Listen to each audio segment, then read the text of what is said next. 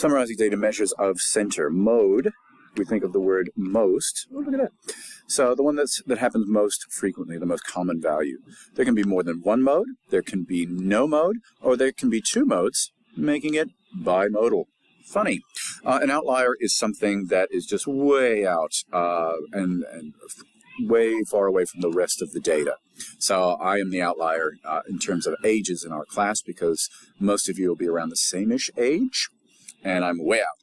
So the mean and the median are called measures of center because they give they're both around the middle, but sometimes one is better than the other depending on the circumstances. To find the mean, just to remind you, we find the sum of all data values, so we add them all up, and then we divide by the number of data. So that can be represented like this: the first x, the second, the third, all the way up to the last, and the last is how many we have totally added up. The median is the middle. So it's important that we put these in order from smallest to largest, or largest to smallest, but usually smallest to largest, ascending. And so the median is the middle number. So this one is middle, and they've got to be in order, placed in order. So if there's an odd number of values, you just grab it. If there is an even number of values, then you take the mean of these two. So if you wanted to work it out, I mean, that's pretty obvious.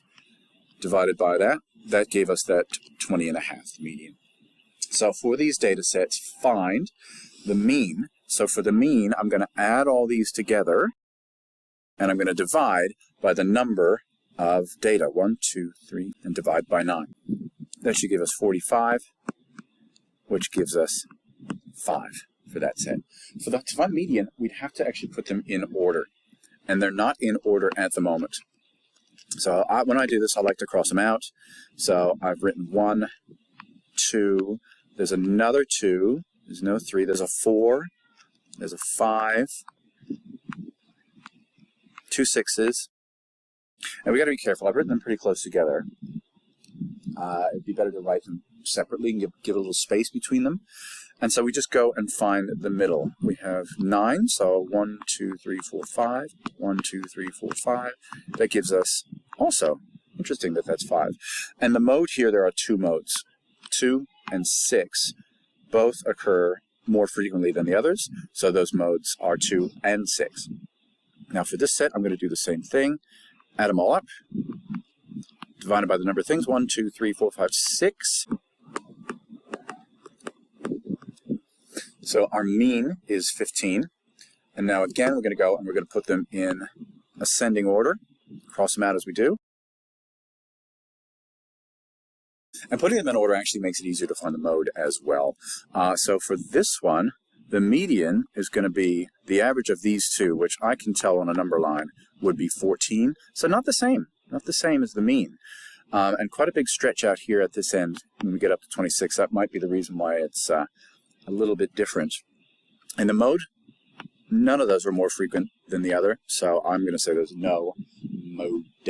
For example 12, the hours a shop assistant spends cleaning the store in 8 successive weeks are thus. Calculate the mean for this set of data. Do I need to reorder it for this? I don't. So I'm not going to bother doing it. So I'm just going to work it out.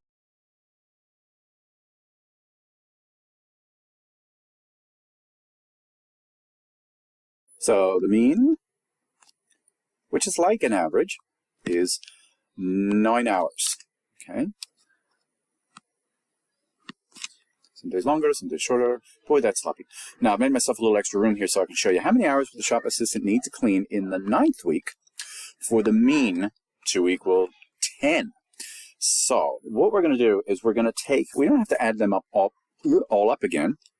We're going to take the 72 hours that we have, and we're going to add one more hour. Let's call it H. So we've got H more hours we don't know. And now we're dividing all that. Remember up here I divided by 8 because I had 8 different sets, 8 different data points. So now I'm going to add +1 to that because I've got this additional one there. So of course you're not going to write 8 + 1. Oh, well, maybe you will. So remember this is plus 72 plus H over 9. And that equals our new mean of 10. So all we're going to do, that looks like th. What we're going to do is we're going to use our algebra, and we're going to multiply by 9 on both sides. And that gets us 72 plus h equals 90. And then we're going to subtract 72 from both sides. And that leaves us with that new number is 8. Good Lord. Yeah, well, that's it. The new score would need to be 18. So how many hours would the shop assistant need to clean in the 9th week for the mean to equal 10? 18 hours. There you go.